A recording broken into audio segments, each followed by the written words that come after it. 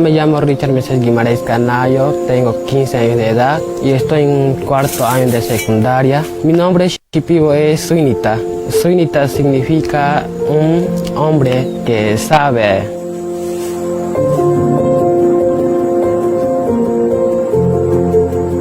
Mi comunidad se llama Nuevo San Rafael.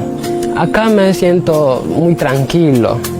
Converso con mis compañeros, con las personas, juego fútbol y todo lo que yo quiero.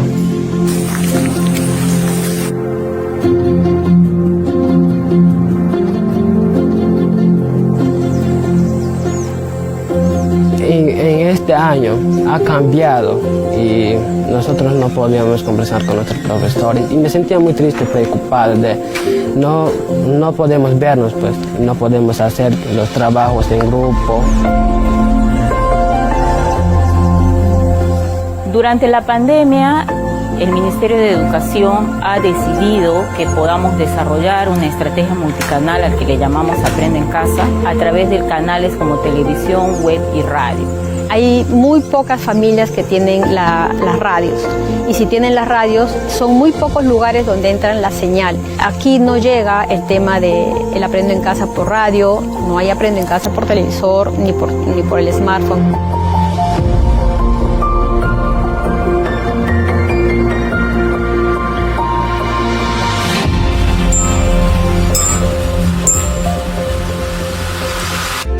Queridos estudiantes, los invitamos a participar en el desarrollo de las sesiones de aprendizaje que hemos preparado para ustedes. Aprendo en Casa.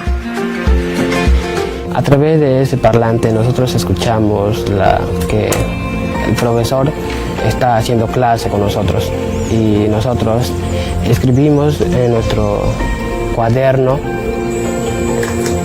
Cuando terminar mi colegio yo quiero seguir estudiando en una universidad porque quiero ayudar a mi familia.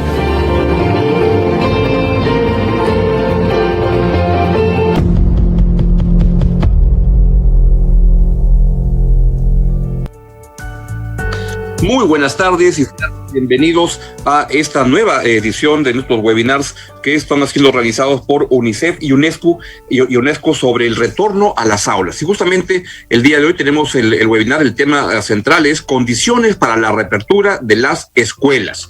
Un tema tremendamente importante y que nos genera mucho interés y mucha preocupación porque, como nos van a contar seguramente nuestros expertos del día de hoy, un año perdido de clases es un tiempo que no se recupera y que hay que ver cómo se puede acortar esa brecha que genera el no estar con todos los niños y niñas en clases. Quiero decirles que desde este webinar tenemos la gran suerte de poder contar con Moisés Piscoya, quien es intérprete de lenguaje de señas y que es fundamental en un evento como este. Así es que, Moisés, bienvenido y estamos encantados de poder contar contigo en este evento. Y dicho eso, pues quiero presentar rápidamente, porque tenemos una hora apretada y con muy buenos temas y expositores, para presentar a Ana de Mendoza, representante de UNICEF en el Perú, y a Ernesto Fernández Polcuch, representante de UNESCO en el Perú, que son las dos entidades con las cuales estamos organizando estos eventos. Así es que les doy la bienvenida y les planteo la inquietud para lo que ustedes quieran decir, pero desde el punto de vista de que tradicionalmente la escuela ha sido el gran espacio para el aprendizaje, pero en estos tiempos en los que se dice que el conocimiento está a un clic de distancia, ¿cuál es la urgencia real de regresar a las clases presenciales? ¿Con quién comenzamos? Contigo, Ana, muy buenas tardes. Hola, buenas tardes. Bueno, primero quiero saludarte a ti, Augusto, que nos acompaña siempre en estos eventos, a Ernesto, representante de UNESCO, y también quiero destacar la presencia de 3 destacados médicos pediatras e investigadores, doctor Enrique Massa, doctor Presimaita y doctor José Recoba. También el profesor Roger, director de la institución educativa en Ucayali, y a Violeta Marisol, que es estudiante de secundaria de Masisea, donde, bueno, nos va a contar un poquito su experiencia. También destaco que está con nosotros Alessandro Sacco, director de promoción de la salud. Bueno, la verdad, la pregunta que haces es muy relevante. Como decías tú, llevamos más de un año con educación a distancia y estamos teniendo realmente estamos viendo un poco las consecuencias de todo este año y 2 meses. Hemos hecho un esfuerzo importante, yo creo que Perú ha hecho un esfuerzo importante planteando la iniciativa de Aprendo en Casa, pero lamentablemente no llega a todos, ¿no? Sabemos que hay más de 1 millón de chicos y chicas que no se pueden conectar porque tienen problemas de conectividad, de datos, de móvil, de laptops e incluso de electricidad, ¿no? Algunos lugares, como señala el vídeo, donde ni siquiera llega la electricidad y por tanto no llega la radio. Además sabemos que hay unos 700.000 chicos y chicas que han dejado la escuela entre el año pasado y lo cual nos dice cómo es la gravedad del asunto, ¿no? Es evidente que Aprendo en Casa es una buena iniciativa, es evidente que la escuela virtual ha llegado para quedarse porque seguramente en muchas situaciones de emergencia, etcétera, podamos volver a utilizarla, pero es urgente volver a las aulas. ¿Y por qué? Porque primero a la escuela no se va solamente a aprender, también se va a socializar, también se va a compartir, también se va a resolver conflictos, también se va a alimentarse. En muchos lugares hay programas de alimentación en las escuelas que se han visto interrumpidos. La escuela también es un espacio de protección, ¿no? Donde cuando un chico o chica tiene alguna dificultad en casa o está pasando por un mal momento, también puede acudir al profesorado, ¿no? Entonces, vemos que no solo se está resintiendo el aprendizaje, se está resintiendo gravemente. No solamente estamos perdiendo, como digo, 700.000 chicos y chicas, lo cual es gravísimo para un país como Perú, que ha hecho tanto esfuerzo por tener una matrícula elevada, ¿no? Y la estamos perdiendo en un año 700.000, en 2 años no quiero pensar cuántos van a dejar la escuela, ¿no? Además, la salud mental está muy afectada. Tenemos un estudio que hicimos con el MINSA, donde 3 de cada 10 chicos tienen problemas de salud mental, que van desde insomnio, irritación, desmotivación, depresión, ansiedad. Pero cuando uno pregunta por los chicos que han dejado la escuela o que no han logrado engancharse, esa cifra aumenta a 6 de cada 10. Por tanto, vemos la importancia de volver a la escuela como una parte, un factor muy importante de protección de la salud mental, ¿no? Como decía, no todos pueden acceder a la educación virtual o a distancia y estamos, la verdad es que felicitamos al Gobierno de Perú porque ha puesto todos los elementos y ha puesto en marcha el decreto que permite un retorno seguro, voluntario, gradual y flexible. Esto es decir, que no todos los chicos vuelven a la vez, no todas las escuelas salen a la vez, se vuelve de una forma flexible, se vuelve en pequeños grupos, se vuelve cuando la comunidad educativa, incluye 2 padres y madres, están de acuerdo con volver y se vuelve en condiciones seguras, en aquellos departamentos donde la situación epidemiológica permite volver. En ese sentido, yo creo que es una buenísima noticia saber que tenemos ya 31.000 chicos y chicas que están volviendo a la escuela de forma semipresencial o presencial. A 10 de mayo tenemos 619 escuelas y servicios educativos que involucra, como digo, a más de 30.000 alumnos y alumnas y más de 2.200 docentes. Así que felicito a estos docentes, a estos alumnos y alumnas y estas familias que se han decidido de una forma voluntaria a volver a la escuela presencial. Me parece que es algo muy importante y realmente nos estamos jugando el futuro de las generaciones, ¿no? Tener a los chicos 1 año encerrados en casa estudiando a distancia es gravísimo, tenerlos más de 1 año ya me parece que es realmente urgente el regreso. Así que eso sería mi respuesta a tu pregunta, Augusto. Mil gracias. Sin duda, qué interesante lo que planteas, Ana. Muchas gracias. Ana de Mendoza es representante de UNICEF en el Perú. Ahora vamos con el mismo tema con Ernesto Fernández Polcuch, representante de UNESCO en el Perú. Reitero la pregunta, ¿es urgente volver a las clases presenciales? Gracias, Augusto. Gracias a todas y a todos por estar acá. Realmente, Ana ya creo que fue muy clara. La urgencia existe y sobre todo porque cuando vos mencionabas al principio, ¿no? Si el conocimiento está a un clic de distancia, o sea, tu pregunta tenía como 2 partes, ¿no? Es decir, el conocimiento está a un clic de distancia y si eso implica que hay menos urgencia de volver. Me parece que cuando uno mira si el conocimiento está a un clic de distancia, está a un clic de distancia de algunos, ¿no es cierto? De aquellos que tienen o algunas que tienen acceso a una computadora o a un teléfono móvil, que tienen buena conectividad a internet, que tienen datos, que tienen electricidad.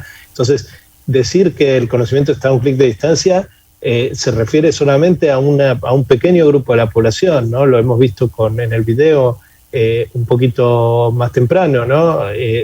el conocimiento no está a un clic de distancia, está a un clic de distancia de algunos. Y esa brecha es la brecha que tiene como, se reproduce en el sistema educativo. Entonces, si nosotros pensamos que tenemos el conocimiento al clic de distancia, quizás también pensamos que todos los niños, las niñas, los niños, los adolescentes aprenden igual y tienen las mismas oportunidades. Y me parece que ahí es donde tenemos que diferenciar, y ahí es donde las escuelas cerradas también tienen un impacto diferencial, tienen un impacto mucho mayor sobre aquellos que están excluidos o están en peligro de estar excluidos. Y ahí es donde eso hace muy urgente la vuelta a la escuela. Y como decía Ana también, no solamente es el tema del conocimiento, del acceso al conocimiento, sino que en el caso de las escuelas cerradas, muchas niñas y adolescentes, al tener la escuela cerrada, se van a otro lado. No es que se quedan en la casa mirando Netflix. No tenemos que tener ese modelo de decir, bueno, mientras la escuela está cerrada, tenemos a nuestras niñas, niños jugando a la PlayStation y mirando Netflix. No es así, lo hemos visto en el video. Las niñas, los niños están buscando, no están cuidados, no están contenidos, y muchas veces es muy difícil que una vez que hayan salido del sistema educativo vuelvan a entrar. Están a riesgo de violencia interhogareña, especialmente violencia de género. Además genera otras diferencias, que es las del capital cultural, ¿no es cierto? En los hogares, donde hay menor cantidad cultural, donde hay menor asistencia a la escuela por parte de los padres, que tienen menor años de escolaridad, naturalmente van a tener menos capacidad para acompañar a las niñas, niños y adolescentes en esta escuela a distancia, si llegaran a tener el acceso. Entonces, hay varios niveles en los cuales se generan estas desigualdades. La otra desigualdad es para las madres y los padres, pero especialmente para las madres, que no pueden salir a trabajar porque tienen a las niñas y los niños en las calles, en las casas. Perdón. Entonces, de nuevo se profundiza la desigualdad. Y esto me parece que forma un panorama muy claro de que debemos, en la medida que se pueda, en la medida con mucho cuidado, con mucha gradualidad, debemos abrir todas las escuelas que podamos abrir, y debemos tener todas nuestras niñas, niños y adolescentes que puedan estar en la escuela deben estar. Gracias. Bien, pues Ernesto, muchísimas gracias por tu planteamiento, y lo que constatamos es que es importantísimo el poder cómo organizarnos para retornar a las clases con las condiciones correctas, pero es un mandato, un imperativo que es fundamental en el momento actual. Lancemos, por favor, ahora el spot de nuestra campaña, #regresemos.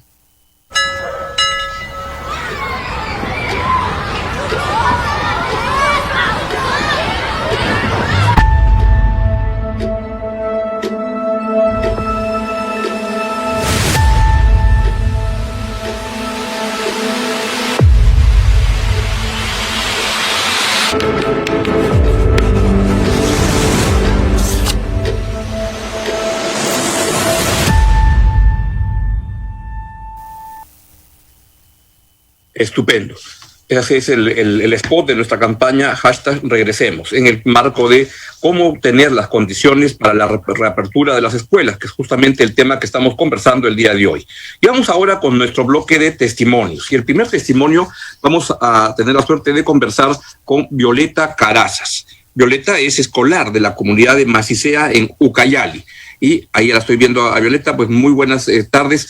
Prende tu micrófono para que puedas... Sí, Augusto, buenas tardes. Violeta, ¿cómo estás? ¿Cómo te va? Muy bien, gracias a usted. Muy bien, qué gusto. No me digas usted, dime tú nomás, por favor. Violeta, la voy a presentar, es una adolescente de 16 años, tiene clases interdiarias en el colegio y dice que fue una gran alegría regresar, porque puede preguntar e interactuar con los profesores para consultar sobre los temas que ven en las clases. Es una vuelta, una suerte ya de volver a una normalidad. Violeta, algunas escuelas han abierto sus puertas y sabemos que en tu caso regresaste al colegio. Cuéntanos cómo fue el retorno a tus clases y cómo se cuidan en el colegio. Sí, Augusto. Bueno, empezar por cómo llegó nuestra noticia. Una mañana entrando por vía WhatsApp, ya que en estos tiempos todo es virtual. los grupos de nuestros maestros de cada área que tenemos nos enviaron el comunicado de que la próxima semana que venía íbamos a tener clases presenciales. La verdad, para mí fue muy alegre, me sentí muy emocionada. ¿Por qué? Uno, porque teníamos las ganas de conocer a nuestros nuevos maestros. Dos, porque iba a poder ver a mis nuevos amigos, a mis compañeros de buenos tiempos que no nos veíamos.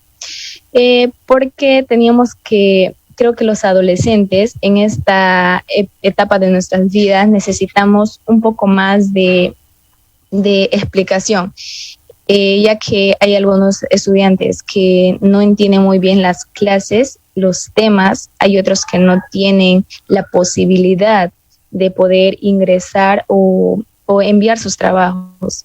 El retorno a clases nos favorece porque al ir al colegio, nuestros maestros nos pueden explicar de una manera más breve y mejor para poder entender nosotros. Creo que es muy beneficioso para todos y me gustaría que todos los estudiantes puedan hacer lo mismo, que todos los colegios puedan hacer lo mismo. Por supuesto, primero con las medidas respectivas. Nosotros cuando vamos de retorno a clases siempre usamos las mascarillas, los protectores faciales, el constante lavado de manos, el metro de distancia de la carpeta de cada estudiante, porque así evitamos el contagio. Entonces, para eso creo que es muy beneficioso para todos los estudiantes, más aún creo yo para las futuras generaciones que vienen y para los adolescentes que van terminando su secundaria, ya que creo que deberían ser unos profesionales y sacar buenas notas para sus papás, para que sean orgullo de ellos y poder así ser profesionales de bien en un futuro. Así, Violeta, para orgullo de tus papás y también para tu propio desarrollo, ¿no? Y que puedas ser una persona que contribuye, una ciudadana que contribuye a su desarrollo, al desarrollo del país. Estupendo lo que nos cuentas. Y se ve que estás contenta con tu retorno a las aulas. Sí, muy alegre, la verdad. Me gustaría dar un mensaje, si me permite. Por favor. Que todos los colegios, en coordinación de sus directores, profesores, me gustaría que retornen a clases porque creo que los adolescentes necesitan de los maestros. Ahora que, como anteriormente decían, no, ahí nomás queda, no quiero ir a clase. Pero ahora se ve que los estudiantes que verdaderamente quieren salir adelante, creo que quieren ser personas de bien, quieren salir a buscar nuevas oportunidades para ser buenas personas y buenos profesionales. En el retorno a clases creo que los maestros nos dan esa motivación de querer ser unos buenos profesionales y que sería muy beneficioso para el regreso a clases. Y créeme que los maestros también requieren de sus alumnos, es una relación que va y viene. Muchísimas gracias, Violeta, muy valioso tu testimonio. Antes de pasar con los siguientes testimonios, quiero agradecer a todos los que nos están siguiendo desde distintos puntos del país y también desde el extranjero e invitarlos a compartir en este webinar en los muros para poder transmitir sus puntos de vista. Muchísimas gracias, Violeta. Vamos ahora con Roger Choquehuanca Mait. Él es director del Instituto de Educación Alfonso Ugarte de la comunidad de San Rafael en Ucayali. Profesor Choquehuanca, muy buenas tardes. Y le quiero preguntar a usted como director, ¿qué nos llevó a tomar la decisión de reabrir la escuela? ¿Qué precauciones tomó? ¿Qué temores tenía? ¿Cómo manejó el proceso de tomar esa decisión tan importante? Bien, buenas tardes, señor Augusto, y buenas tardes también a todos los invitados y a todos los que nos están viendo en este webinar. Agradecerle por la invitación y, bueno, contarle la experiencia de una comunidad nativa de una zona rural, ¿no? Yo como docente y directivo de la institución educativa, hemos decidido atender a nuestros estudiantes de manera semipresencial, ya que es fundamental la presencia del docente, más aún en un contexto donde nuestros estudiantes no tienen conectividad. Nosotros conocemos que en las zonas rurales el acceso al internet, a la señal abierta de la televisión y a la radio es difícil. Es por eso que hemos priorizado la atención de la semipresencialidad, ya que nuestros estudiantes no tenían conectividad. Y eso lo hemos decidido de manera colegiada, conversando con todos los maestros, también con los estudiantes. Qué interesante.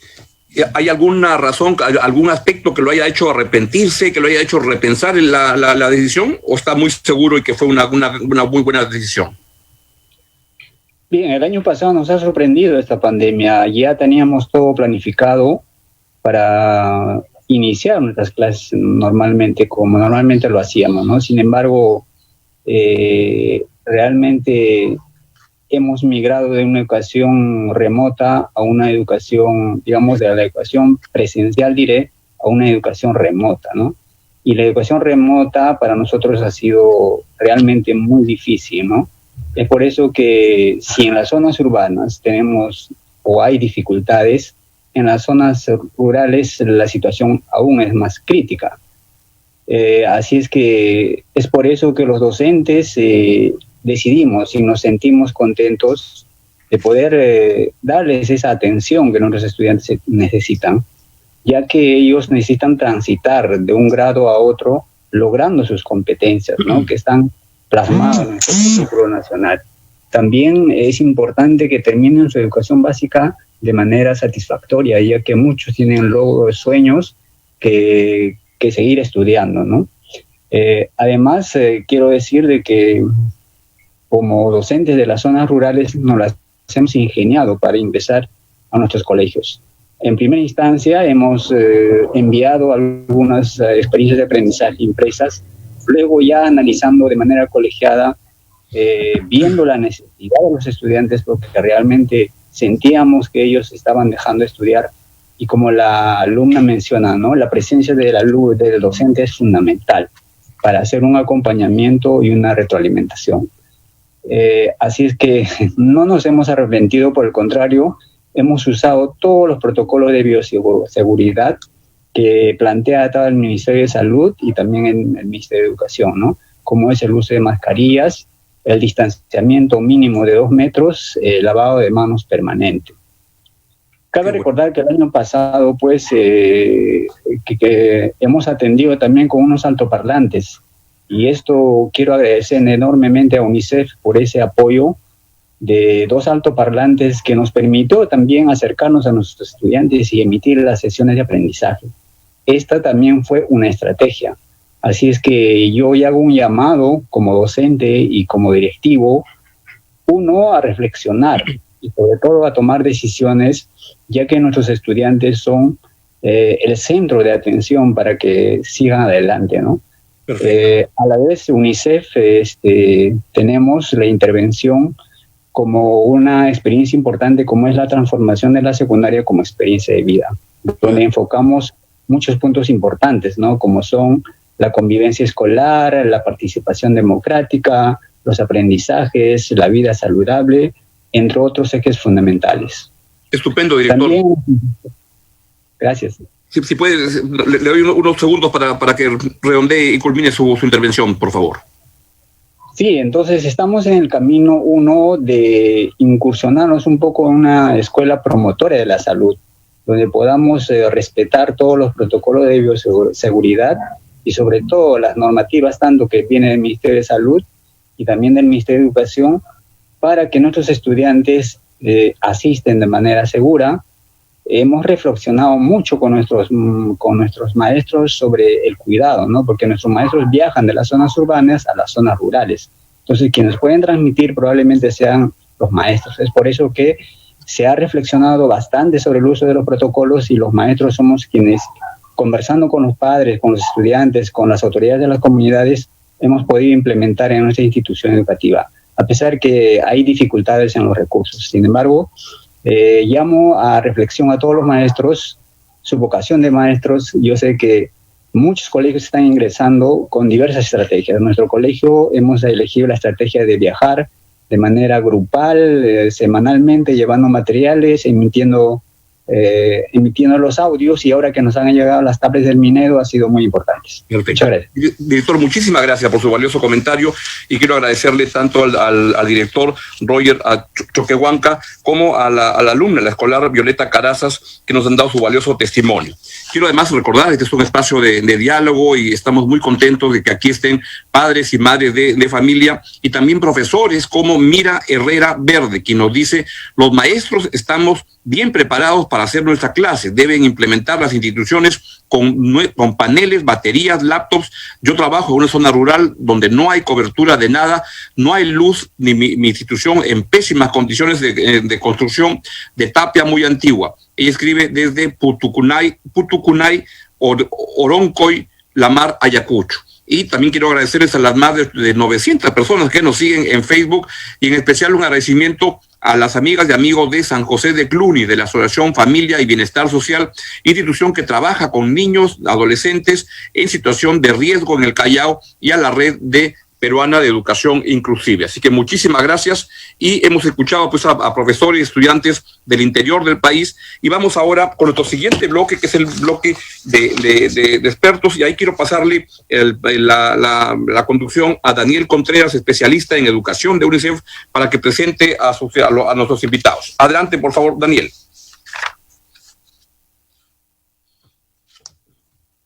Muchas gracias, Augusto, muchas gracias a todos los que nos están siguiendo en este webinar. En efecto, volver a la escuela, reabrir la escuela es un desafío poderoso, y hemos escuchado la visión desde el mundo de la educación, y queremos compartir ahora, como se dijo desde el comienzo de esta reunión, con 3 destacados médicos, con 3 destacados profesionales de la salud, para profundizar un poco más en esas preguntas, en las preguntas sobre las condiciones.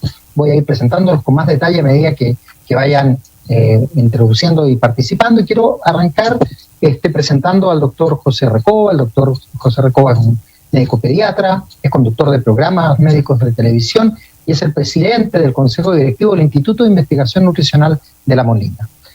Doctor Recoba, muchísimas gracias por acompañarnos, y lo que quería compartir con ustedes, comentar es: al principio de la pandemia se decía que los niños y las niñas no estaban tan expuestos frente al COVID. Los primeros números decían que no tenían, como que no era un tema, no era una enfermedad muy de los niños, pero sí que podían ser portadores del virus. Luego comenzaron a registrarse algunos casos en este panorama.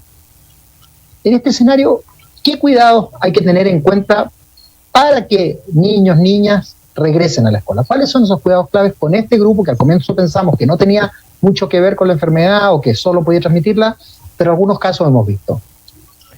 Muchísimas gracias, quiero saludar a todos ustedes, gracias por la deferencia y la invitación, espero que estén muy bien y que hayan podido sobrellevar la pandemia de la misma manera en la que todos nosotros la hemos tratado de hacer, cuidándonos mucho y respetando a los demás, con las medidas de autoprotección necesarias y suficientes para ese propósito. A inicios de la pandemia, lo que se dijo con respecto a la salud infantil y el SARS-CoV-2, que es responsable de COVID-19, es que los niños no eran personas de riesgo, pero sí eran personas susceptibles de contagiarse y evidentemente de contagiar.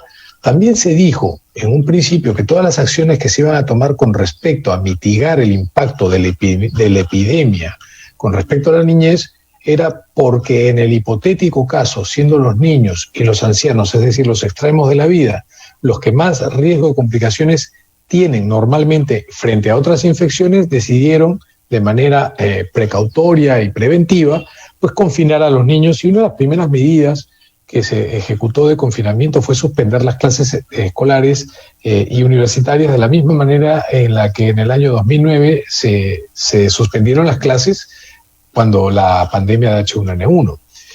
Es cierto, y mis colegas no me dejarán o me corregirán en todo caso si estoy equivocado, pero dudo mucho que así sea. Los niños siempre suelen contagiarse más y siempre suelen contagiar un poco más. En influenza, por ejemplo, un niño puede contagiar más tiempo que un adulto. Entonces, en virtud de ello, y en aras de salvaguardar la integridad y el riesgo hipotético, porque no se sabía mucho al comienzo de cómo iba a comportarse COVID-19, en la niñez decidimos primero interrumpir las clases. Fue la primera medida que se tomó de manera global. Esto no solamente pasó acá en nuestro país, sino que de manera global decidieron suspender las clases escolares, cosa que a mi hija le vino de maravilla. esto a mí también me hubiera venido de maravilla, hasta que se encontraron con una realidad muy dura. Es que esto no era como cuando la H1N1 obligó a que se cerraran los colegios, los niños ya no iban a la escuela, pero las familias no habían entendido que tampoco eran vacaciones, era quedarse en su casa. Entonces tú veías a los niños por la calle, caminando como si celebraran cumpleaños infantiles, y esto no era así. Bueno, la pandemia afortunadamente sí tuvo mucho más impacto con respecto al confinamiento, pero los niños estuvieron confinados mucho más tiempo que nosotros. Los sistemas educativos, que en nuestro país son muy heterogéneos, ¿no? La inequidad en los resultados educativos en nuestro país es bastante seria, ¿no? Porque no hay conectividad, en fin, no estaban preparados. Yo no he conocido ningún colegio en nuestro país que haya estado realmente preparado, pero sí evidentemente hace pensar que los colegios privados, cuyas pensiones son más costosas y evidentemente tienen mucho más capacidad de tener mejor infraestructura educativa, fueron los que respondieron más rápido. Con respecto a la educación pública o a la educación de otros colegios privados que no tenían la misma capacidad de organización. Y luego, poco a poco, se fueron implementando plataformas digitales, pero el mundo digital, por bueno y maravilloso que parezca, es muy inequitativo y es muy heterogéneo. Está concentrado en áreas urbanas, en áreas rurales no hay, el acceso y la conectividad es muy precaria. En nuestro país, desafortunadamente, hay gente que a 5 minutos de nosotros vive como en Ruanda y en la Edad Media, ¿no? Entonces, no ha habido un plan de respuesta de manera efectiva. Sin embargo, no todo es educación. Como dijo la señora de Mendoza, los niños no van a la escuela únicamente para educarse. En el área de la salud integral de los niños, de la población pediátrica desde los 0 hasta los 21 años de edad, muchas cosas pasaron. Una de las primeras cosas que pasaron fue que los niños dejaron de tener regularidad en sus controles de niño sano. Y una cosa que sí preocupa sobremanera a la comunidad médica y a los pediatras es que dejaron de estar vacunados. Ha habido un vacío, oportunidades importantes de vacunación que llevó al punto tal a que a mitad de la pandemia del año pasado hubo el rebrote de casos de difteria, una enfermedad que estaba bastante bien controlada por las buenas coberturas de vacunación, pues de pronto, enfermedad que yo confieso honestamente, nunca vi en un hospital. Y si la vi, probablemente la vi de alumno. Entonces, esto generó preocupación en la comunidad médica. El Ministerio de Salud empezó a hacer barridos vacunales, pero al final el balance es que después de la primera ola y antes de la segunda, los padres recién empezaron a salir con sus hijos, a poner al día los controles y abrieron más oportunidades. El impacto también tiene que ver en el número de horas que pasan los niños frente a una pantalla. Los resultados educativos no han sido los esperados, a veces no hay forma de evaluar completamente a los niños, y el tema de salud mental los ha afectado muchísimo. Y un tema mucho más importante, para no quitar tanto tiempo, es que muchos niños han subido de peso. No solamente han dejado de estar vacunados, dejado de atender, han dejado de tener el contacto con sus amistades, con sus grupos de amistades, sino que también han subido de peso y han tenido poca actividad física y al aire libre. Y ahí sí creo que se los han llevado puestos a los pobres chiquitines. Entonces, todas estas cosas nos preocupan a los pediatras, y sí, yo tengo que decir, esto es una opinión muy personal, no quiero incomodar a nadie, creo que ha habido un craso error en no considerar al sector educativo como un sector esencial dentro de la vacunación, porque creo que otro sería el momento ahorita. Muchas gracias, doctor. Gracias por esa reflexión. Vamos a volver sobre algunos de estos puntos hacia el final. Quiero invitar ahora al doctor Percy Maita. El doctor Maita es especialista en estadística, investigación y salud pública, y es el director de gestión de proyectos y promoción de la investigación de la Universidad Científica del Sur. Doctor Maita, muchos padres y madres dicen que la reapertura de las escuelas debe darse cuando los profesores estén vacunados. Esto es algo que hemos escuchado, ¿no? Como especialista en la salud pública, ¿cree que esto es un requisito indispensable o hay formas de regresar a la escuela de manera segura, flexible, gradual, voluntaria, como está planteando el Ministerio de Educación? Buenas tardes y gracias por la invitación de poder compartir. Sobre la pregunta, no es un requisito indispensable que los maestros estén vacunados para que los estudiantes vuelvan al colegio. Sería ideal, y coincido con Pepe, de que deberían estar en esta lista priorizada, y es algo que deberíamos revisar a partir de que terminen de vacunar a los mayores de 60. pero no es un requisito que ellos estén vacunados, sino más bien, como hemos visto en las experiencias que nos han contado, el retorno a clases tiene que considerar los riesgos de infección. Y digamos que tenemos dos riesgos marcados, uno el percibido y otro el real. ¿Cuál es el riesgo percibido? El que tengan los padres de familia o las familias en poder decidir si su hijo vuelve a clases en caso su colegio decida una reapertura.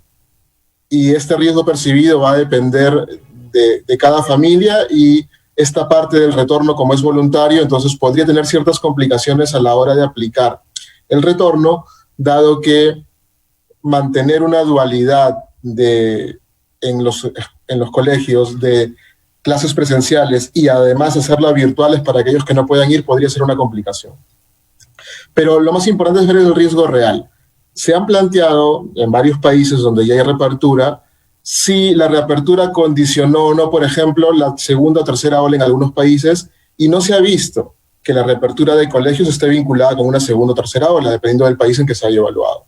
Sin embargo, sí se ha encontrado y se han hecho modelos donde importa mucho el tema de estar abriendo los colegios, sobre todo con niños menores, en aquellos escenarios epidemiológicos donde hay alta tasa de contagio. Entonces, lo que importa, y en esta mirada va a ser más bien, cuál es el riesgo general de la población, hablemos de la provincia o distrito, de infección de la población. Si estamos en un escenario donde hay alta transmisión, probablemente no sea una buena opción abrir allí los colegios.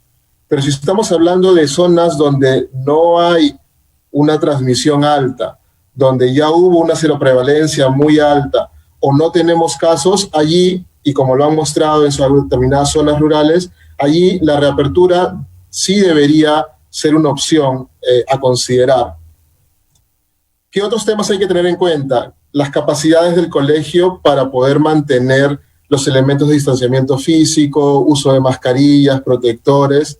Otros aspectos que se han planteado es la posibilidad de intercambiabilidad, es decir, tener una semana de presencialidad, una semana de remoto, para evitar, por un lado, exceso de contacto, pero por otro también la posibilidad de poder identificar cuando hayan focos de infección en estos grupos. El otro tema tiene que ver con docentes y personal escolar. ¿Es necesario que estén vacunados? No, pero sí sería algo que deberíamos poner en agenda pública, porque los niños necesitan retornar a clases, y evaluando el plan de vacunación del país, donde tenemos por grupo etario, sí sería considerable evaluar, según la llegada de vacunas, si se puede considerar al grupo de docentes dentro de esta mirada de prioritario, por todas las consecuencias que ustedes mismos las han comentado previamente.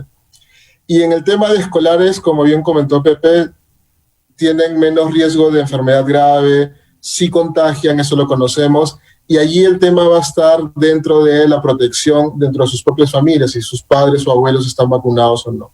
Entonces, lo que tenemos de evidencias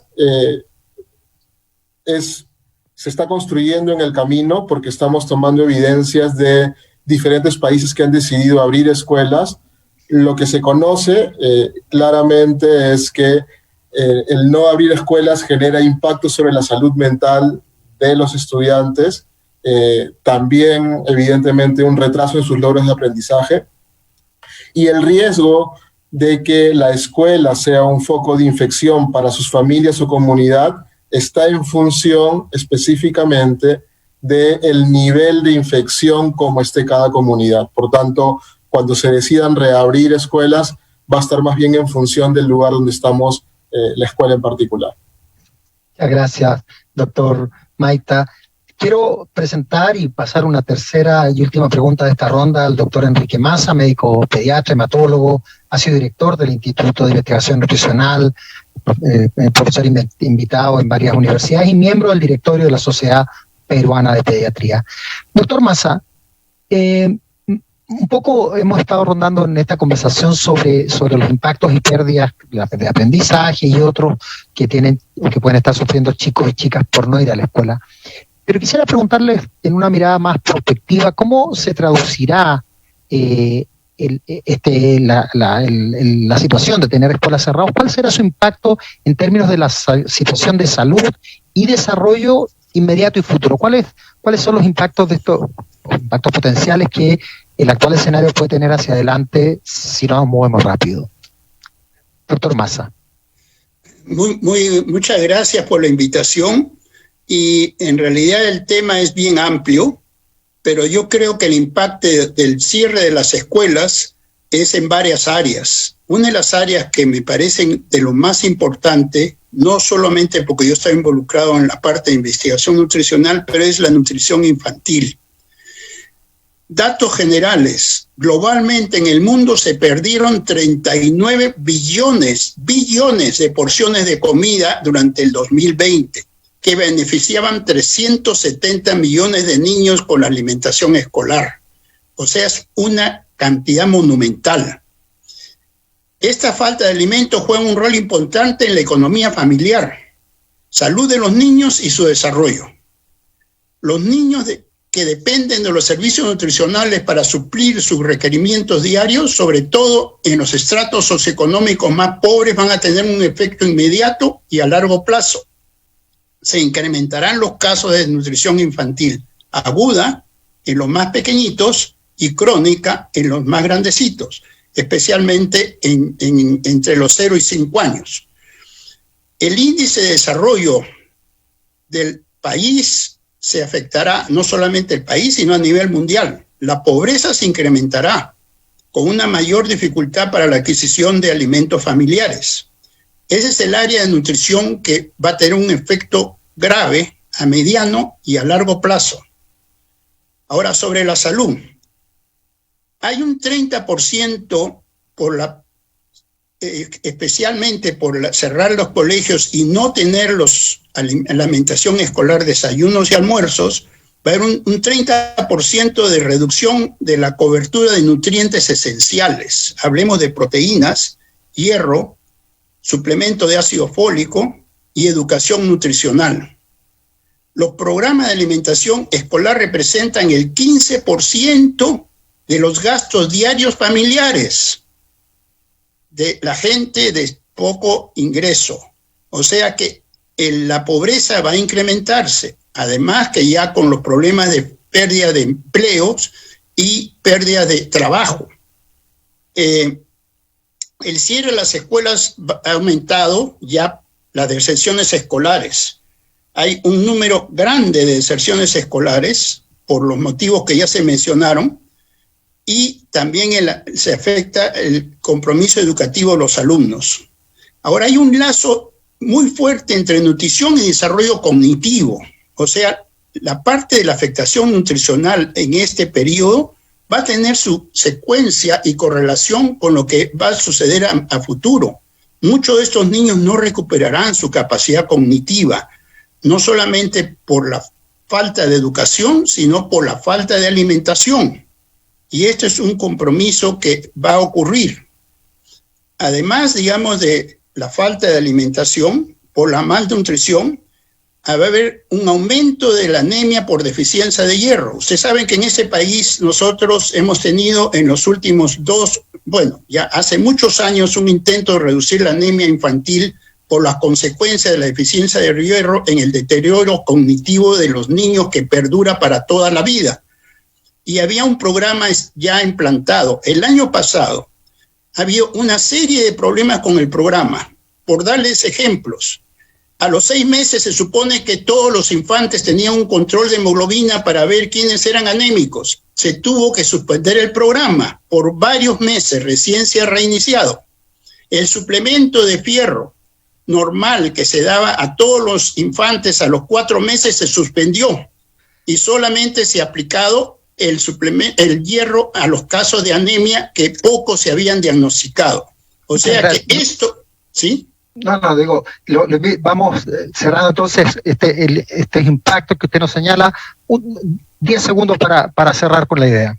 Ya. Doctor Massa. Ahora, el programa de Caliwarma que no se ha podido implementar este año ha tenido que suspenderse. A largo plazo, hay abandono de colegios, violencia familiar contra los escolares, porque los niños están en la casa y hay un problema de estrés, aislamiento social, depresión, embarazo de adolescentes y falta de actividad física, que ya lo mencionó el doctor Recobas, con algunos casos, sobre todo en el área urbana, de obesidad. Y hay una gran tensión y preocupación debido a los comentarios que escuchan los niños en casa y las noticias que se propagan por la pandemia, que aumentan la ansiedad y preocupación por la salud de los miembros de la familia. Eso sería Muchísimas gracias, doctor. Quiero invitar ahora a los tres, pero una intervención muy breve de 30 segundos para cerrar. Hemos hecho un panorama claro de los impactos, que son múltiples y diversos, no solo en el horizonte de los aprendizajes, en la nutrición, en el desarrollo futuro. Hemos hablado también de la necesidad de reabrir escuelas para minimizar esos impactos y que si bien hay riesgos, más tiene que ver con el riesgo poblacional o general de la comunidad que el de la escuela propiamente. Para reabrir la escuela, en los términos en que se está discutiendo, se requiere de trabajo articulado del gobierno nacional, de la región, del distrito, del sector salud y de la escuela, compromiso de las comunidades y actores locales. ¿Cómo creen ustedes o qué recomendación darían en 30 segundos sobre eso, sobre el desafío de articulación para producir esta reapertura gradual, progresiva, segura y voluntaria? Los invito entonces a ¿Qué recomendación, así, una frase de bronce, qué recomendación darían ustedes clave para pensar en este trabajo articulado? Podemos cambiar el orden, quizás. Te invito, el doctor Maita, Percy, si puedes arrancar tú, luego el doctor Massa y que cierre el doctor Recoba. Bien, lo primero sería trabajar en que los profesores de colegio sean un grupo prioritario para vacunación. Lo segundo es que en los mapas de riesgo que tenemos, que regularmente van comentando, se incluya la recomendación o no de abrir escuelas, porque vamos a ver con esta caída de la segunda ola de que ya van a haber zonas con menor cantidad de casos y por tanto ya podría haber esta recomendación de apertura. Perfecto, doctor Maita. Doctor Massa. Mire, en principio, digamos, nosotros contamos en el país con 1.845 distritos. Actualmente hay 1.426 el día de ayer que no tenían casos. O sea que es una pena que no se aperturen los colegios en la mayor parte de esos distritos, porque hay la necesidad imperiosa de reiniciar colegios.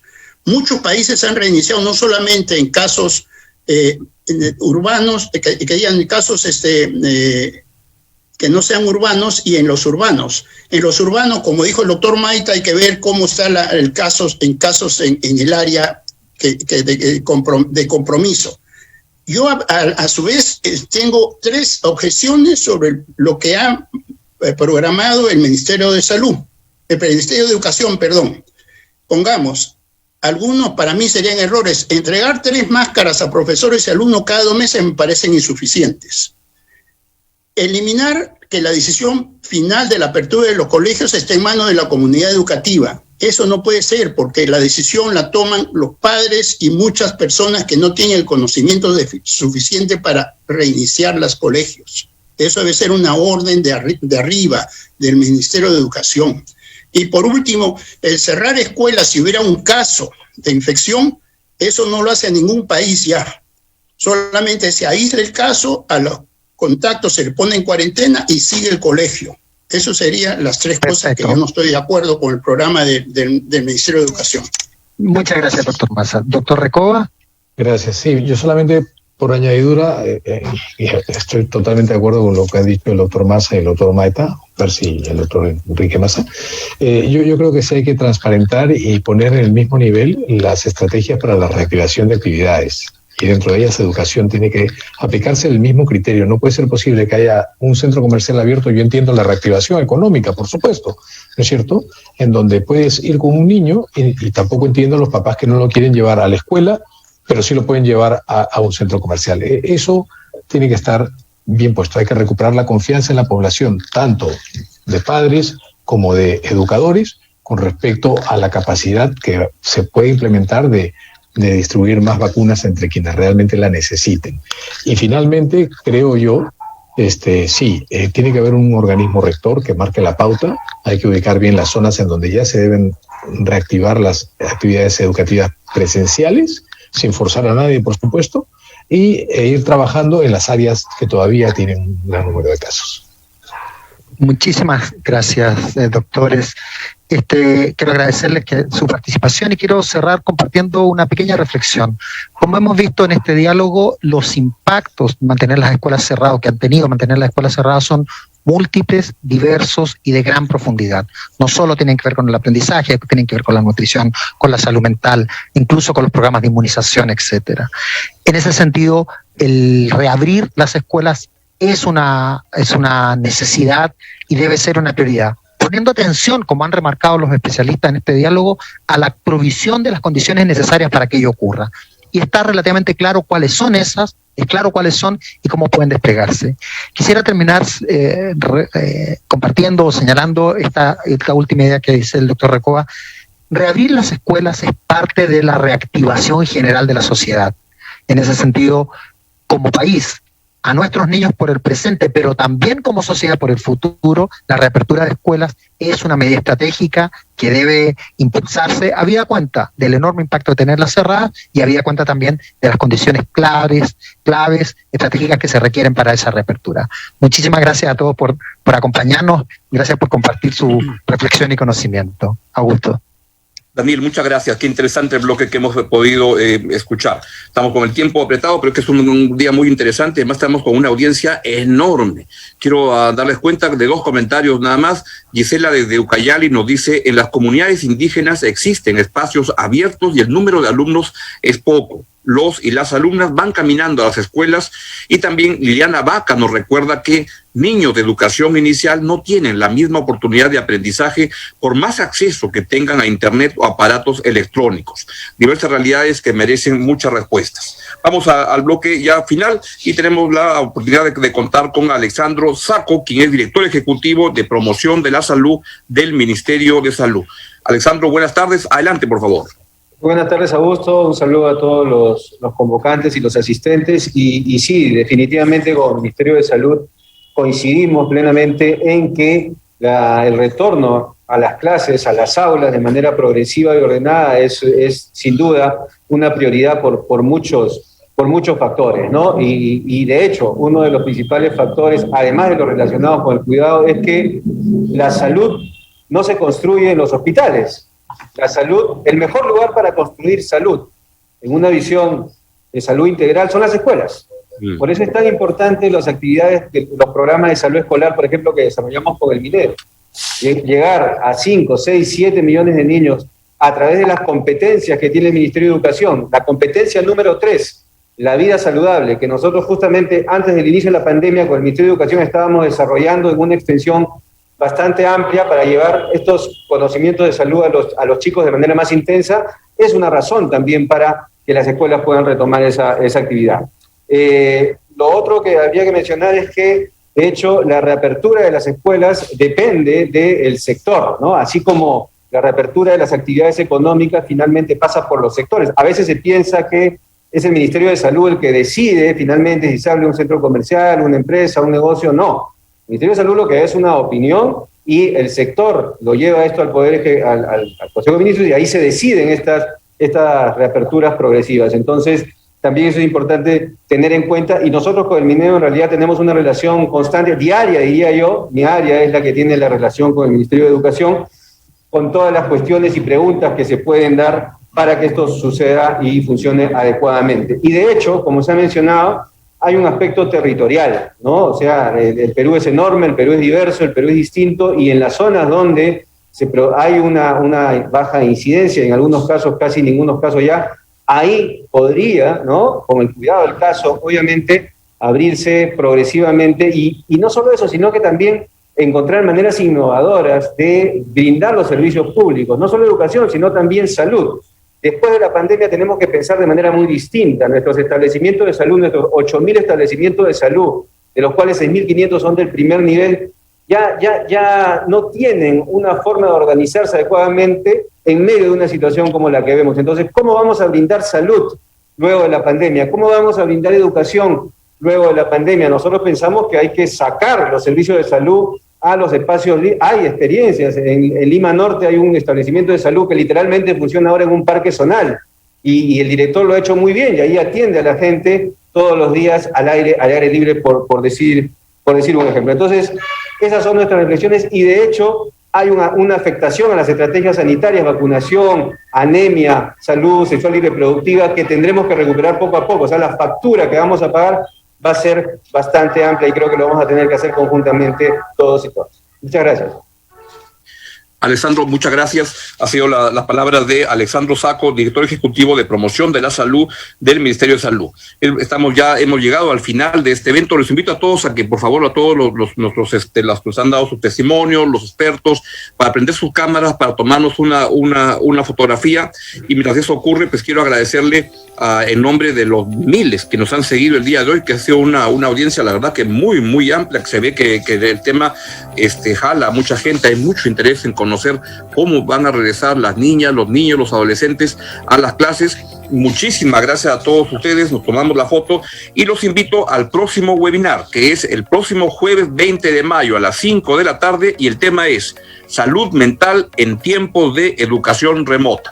Nos tomamos la foto, nos despedimos y le decimos hasta el próximo jueves. Muchísimas gracias y gracias a todos ustedes que nos han seguido y a todos ustedes por participar, que ha estado, la verdad, interesantísimo. Adiós.